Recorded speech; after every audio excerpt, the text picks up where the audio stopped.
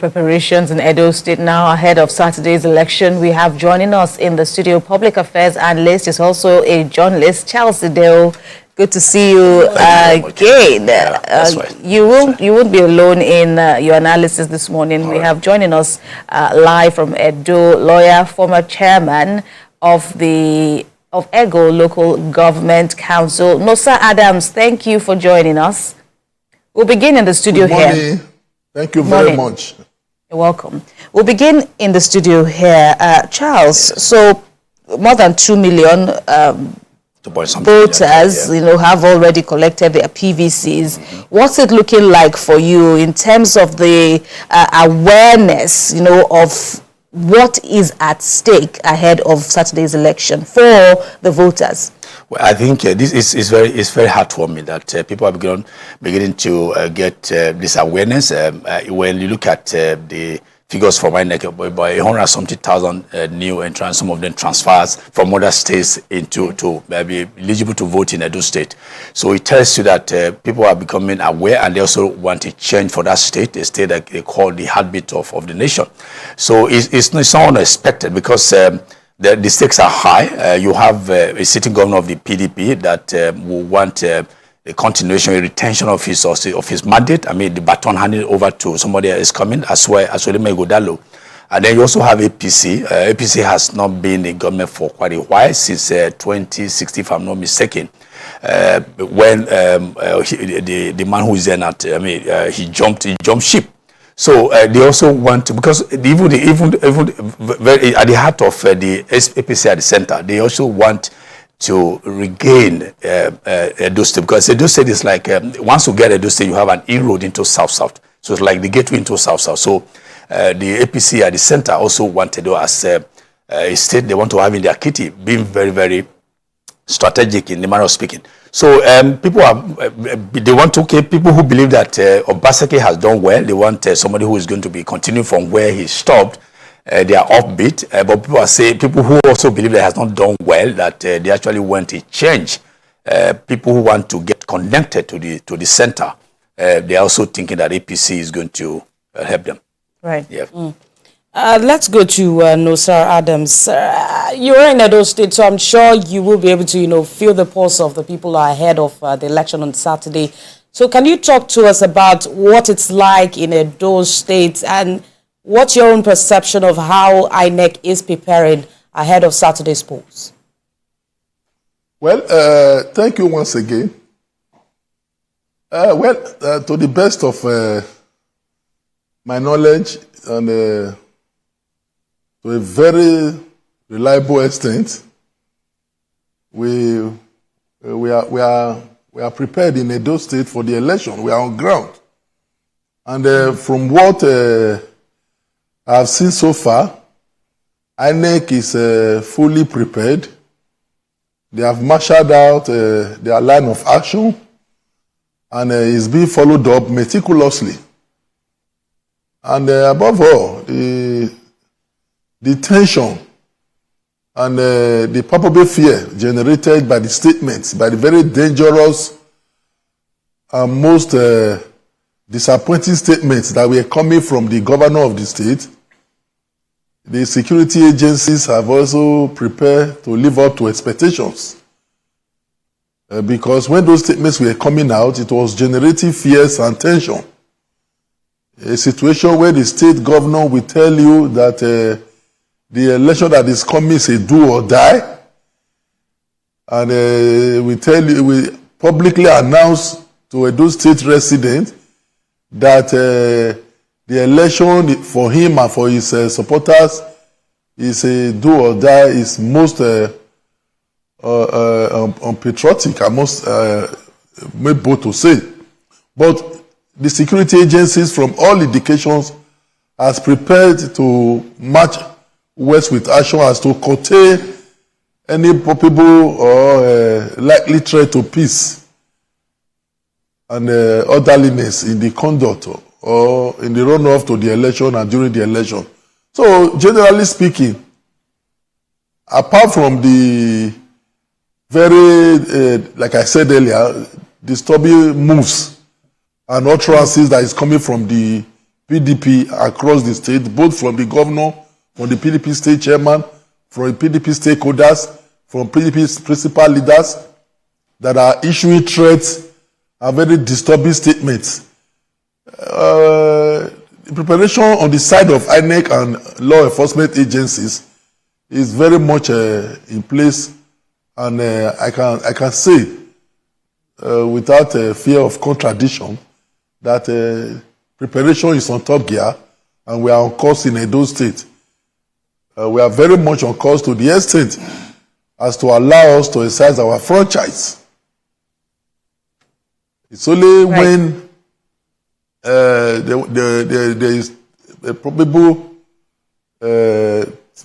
movement towards manipulation and unfair treatment that the governor is meting out to some of the opposition members, like not allowing opposition to erect billboards, not allowing opposition to mount or paste posters. These things are just threats to peace and peaceful conduct of the election. But to sum it all up and answer your question in a straight line, is to say that preparation so far is on top gear and things are well in order. Mr. Nosa, let me also put this question to you, and I would like Charles Ideho here to also respond. We've established it's not a secret that it's a three-horse race: the APC, PDP, and the Labour Party. People have said, though, that it's not three men. It's not these three men, the governorship candidates of these parties. It's even four. Adding the former governor, who is now a senator, Adams Oshiomhole, a member, of course, a chieftain of your party, the APC. In your words, how will you describe the value that the intense campaigns, especially from Comrade Oshiomhole, how will you describe the value he has brought to your party's campaign? Well, it is clear and discerning. Because this is a man who served as governor for 8 years.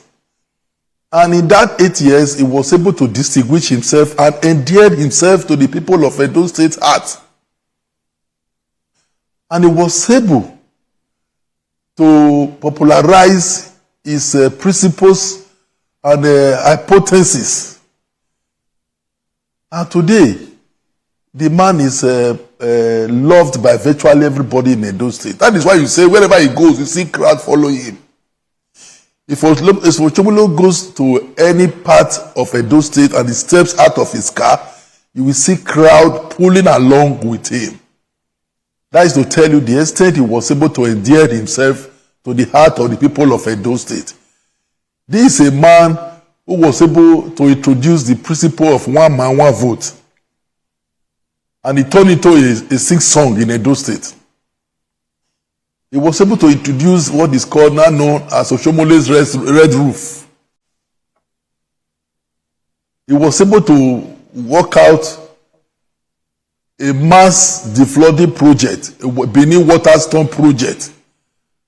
And the project was so much in action as to remove water from very, very unexpected locations, like Siloko Road that was referred to as Teacher's House River with Mami water, in Sonoro, in Yoba, the GRA extension, where they used to have massive flooding. Oshiomhole was able to organize a Benin water storm project. And today, people live in those areas without being disturbed. That is the area you have now where there is rain. The flood system there doesn't disturb anybody. And he was able also to organize the civil service in such a way that you don't bring in consultants to come and recruit workers for the state. The Civil Service Commission and the Local Government Service Commission were involved directly the ones that recruit people that are needed for the workforce in the civil service. So in all, Oshiomhole was the only governor who was able to bring out 100 million and give it to market women to support their business. Oshiomhole has been able to follow the footsteps of Ambrose Ali and Dr. Ese Ogbemudia. So they go to Edo North. He gave them a university, unprecedented. He gave them a university.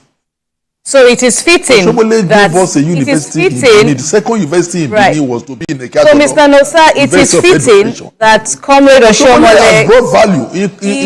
a prominent figure in the campaign. I would say Oshiomhole has brought value to our campaign any day, anytime, because it's a man that is so loved by the people of Edo State. You and I know that Oshiomhole is a phenomenon, a very positive phenomenon in Edo State politics. Nobody can. Let me put you on hold because it's incontrovertible. Allow me to put you on hold, Mr. Nosa, and compare your assessment of the campaign, especially from the APC, with that of Charles Ideho here. Okay. What do you think? Well, I think what the gentleman is saying back in Edo State, in Benin City, is what I personally quarrel with. Okay, so you have a candidate that is coming and is offering his services to the people. That's Senator Okpebholo. But we have not been able to actually assess this man properly. Oshiomhole's image is tending to blow him into oblivion. All right? You just saw what lawyer Nosa said. Everything about is Oshiomhole. Can we at least see this man? Can we at least see what he's able to do? Does he have antecedent he can throw into the ring for us to say, okay, he's able to carry this through for a new Edo that they want to build? Oshiomhole is good. He's done his own. He left government in 2016, if I'm not mistaken. So why do we continue to talk about Oshiomhole when we have a new kid on the block? So can they allow us to look at this man, Senator Okpebholo of the APC, to assess him based on his personal pedigree, based on personality?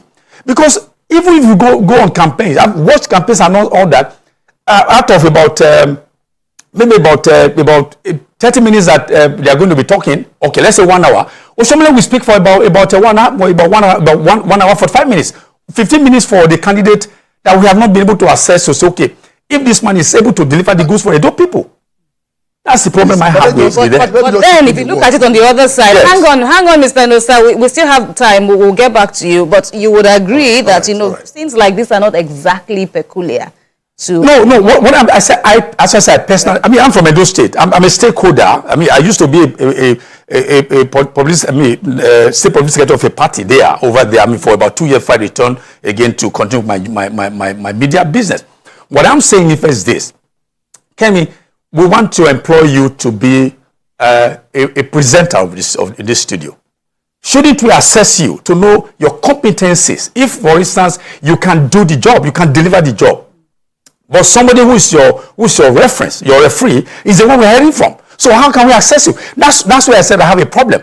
Okpebholo, I met him. I mean, I was in Benin in June when I was invited there when they inaugurated their campaign team. I was there. I witnessed everything. I saw him. I shook hands with some of them and all that. I saw him. Somebody who is done well for himself, done well for his people within the South. Okay, seeking boreholes where there were no borehole. I know that he has done a lot. But can we see him?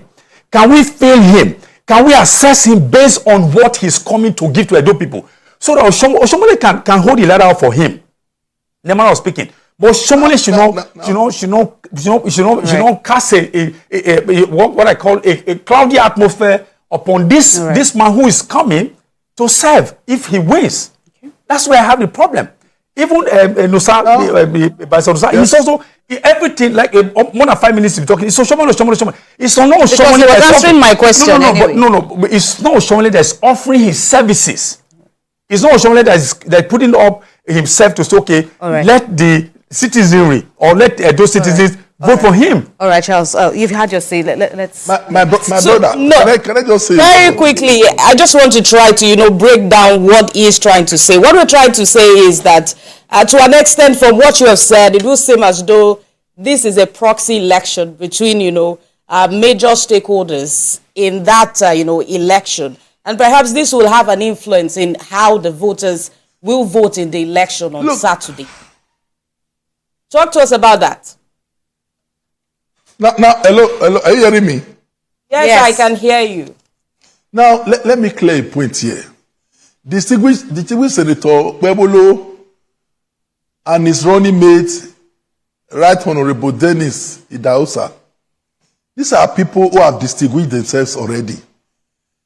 They've shown that they are electable, they are dependable, they are reliable, and they are trustworthy people. And that is what we need today in Edo State. We need people who have been tested. Now, let me start.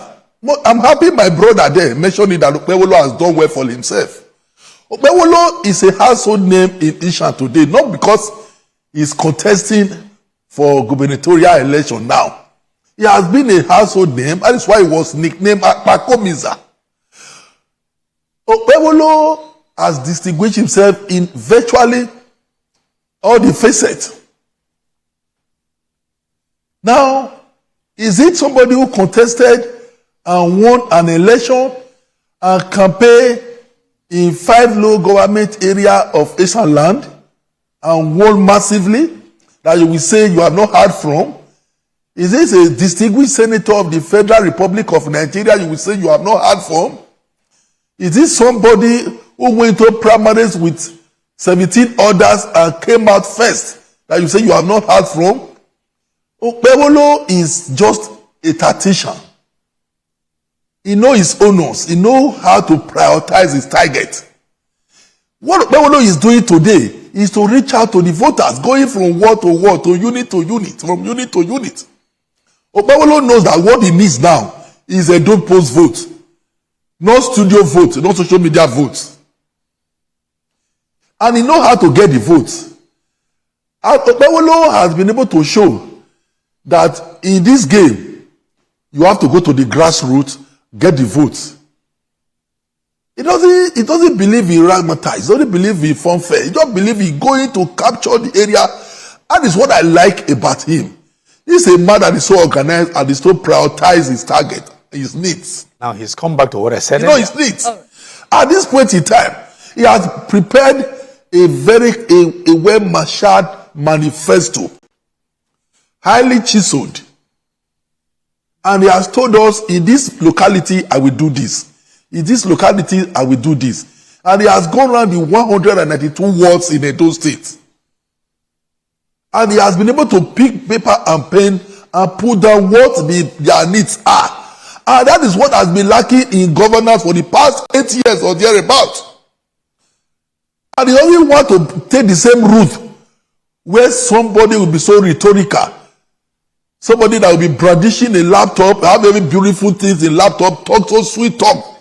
Everything he will tell you, you will want to hear his voice, sonoring voice, melodious voice. All right. No. He picked his paper and pen and went around the 192 wards to talk to them, interact with them, speak the language they understand. Okpebholo is a localite like me, like very many of us. We are tired of Lagos boys and we are tired of importees. Mr. Nosa, all right, that's we are tired it. of Lagos boys. We want localites now who know our needs, who know our feelings, who know our yearnings, who know our aspirations, who know how to prioritize our target. If you can hear me, let's know how to prioritize our demands. We'll come back to you. If you come to my street here now, I will tell you what I need in my street here now. It's just roads. We have everything here, but the only problem we have here is roads.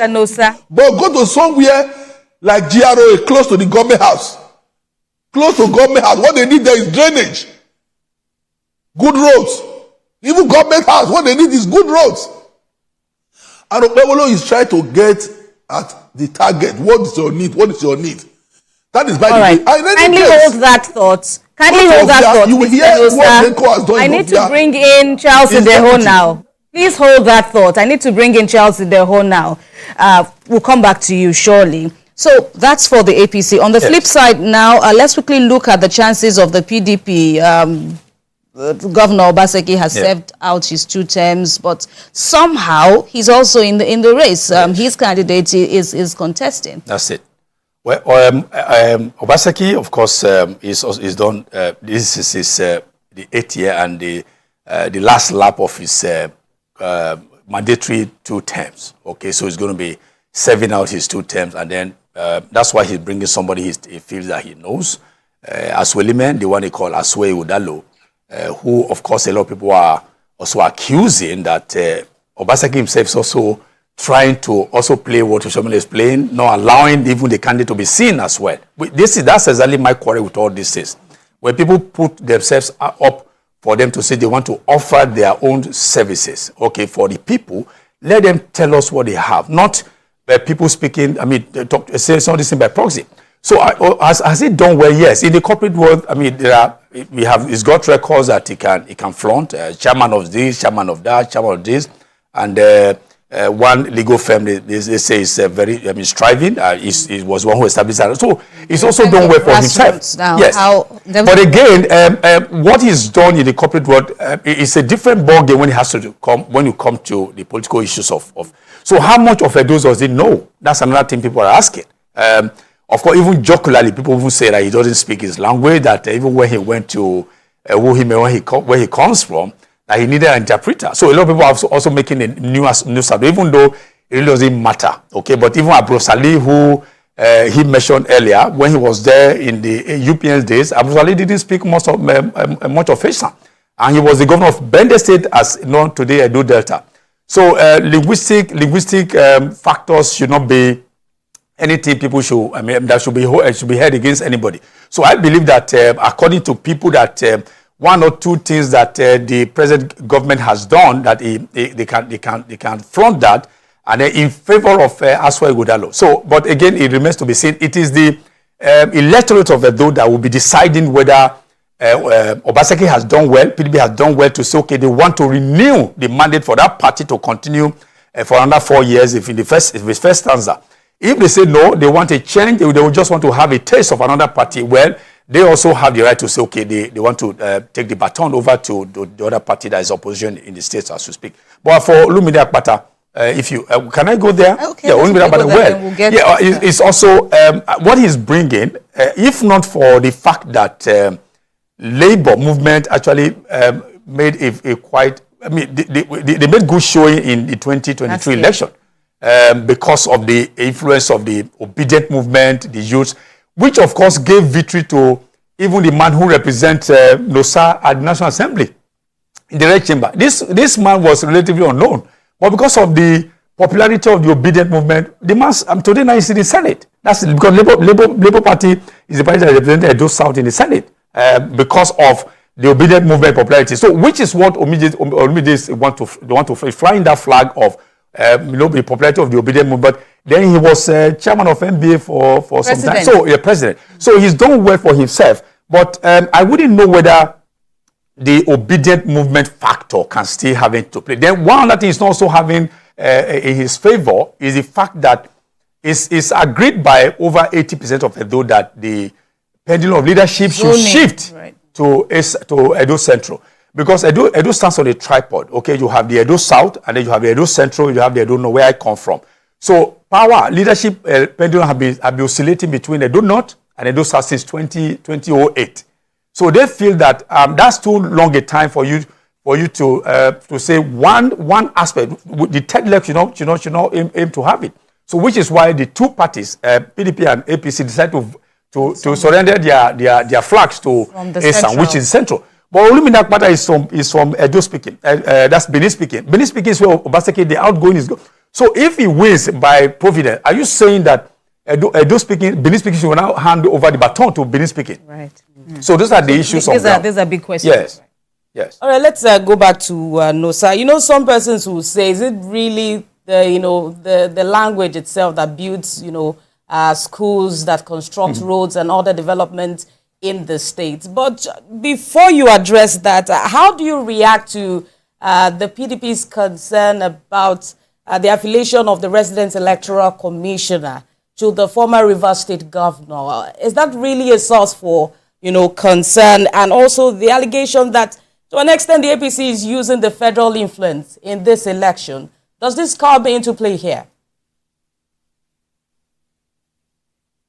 Hello, can I come in? Sure. Yes, you can. Hello? We can hear you, Mr. Nosa. Carry on, please. Yeah. Can I, now let us look at it this way. The first question is, Or let me quickly just say what in reply to what my brother said. The chances of APC is not just bright for the fun of it. It's not politics. If you look at it, 90% of all the political gladiators are all sitting or have teamed up with Okpebholo of the APC for very obvious reasons. The governor has balkanized the PDP. He has bastardized the PDP by creating so much crisis. So everybody is thinking of APC. Labor was a factor in the last general election, like he said, because of the obedient movement. Obedient movement factor has been so deflated to the extent that there is no subsisting executive for Labour Party in Edo State as we speak. And it is ditto to all the local government and ward levels. Now, the same labor movement that was a factor was only a factor in the Edo South and predominantly in the metropolis of Okpebholo, Oredo, and Igolo government area. But like he rightly said, there is this general consensus that the governorship ticket should be ceded to the Edo Central people. And that was the consensus that was violated by the Labour Party. Olumide Akpata is from the same local government with the outgoing governor. So you cannot have the governor from the same local government with the outgoing governor. That is most unfair, that is not equitable, and that is very, very unjust. So that alone has finished Labour Party in Edo State. If you watch the kind of movement they used to have, the kind of crowd they used to pull in the last local government election, they don't have it now. So they have manifestly defeated themselves before the election. Then on the other hand, I want to tell you, there's this saying that, show me your friend, I will tell you whom you are. We keep talking of Oshiomhole because Oshiomhole is sweet to be associated with, because he's an achiever. And Okpebholo himself has shown that by association, he will do well because he's moving people of goodwill. On the other hand, the PDP candidate is having a problem because he's carrying a baggage of terrible setbacks as orchestrated by Godwin Obaseki, the outgoing governor. I will, if you can hear Obaseki me, has performed so poorly in virtually all the sectors. He has ruined the economy when he came to Edo State, before he took over Edo State. I'm hoping you can hear me, Nosa. It was the Edo State, we're having just less than 60 billion debt. But today, Edo State is indebted to the tune of more than 600 billion. That is appalling. He brought bogus projects that he cannot execute, but they are very beautiful on the laptop, very beautiful on the PowerPoint, but they are not on ground. I will give you 5 projects. He promised the people of Edo North he was going to give them airport in Auchi.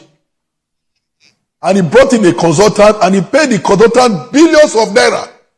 Today, there is no airport. He told the people of Edo South he was going to give them cassava farm in Sobe. And he put in close to 30 billion to that project. Today, there is no cassava farm. It's taken over by weeds. He told us he was doing Edo best and he told us to be Edo worst. That today you have less than just 3 teachers. There is no school that have more than 3 teachers. And you go to primary schools, you go to secondary school, no seat, no roof, no desk, no teachers. And you brandish and you are celebrating. What are you celebrating? Then you go to health sector. Today in the whole of Edo State Health Management Board, we have less than 10 doctors in the whole of Edo State. To the extent that you go to any street in Edo State, you see private hospitals. All right, thank you, Nosa. So you go, Obaseki has performed so poorly that nobody want to associate with him. And I keep reinstating it. Is it not a fact with virtually all the stakeholders in Edo State? He will fight the traditional institution as presented by the Oba of Benin. He will fight the Christian community. He will fight the political class. He will fight the judiciary. He's at war with virtually everybody, every sector that have a stake in the Edo project.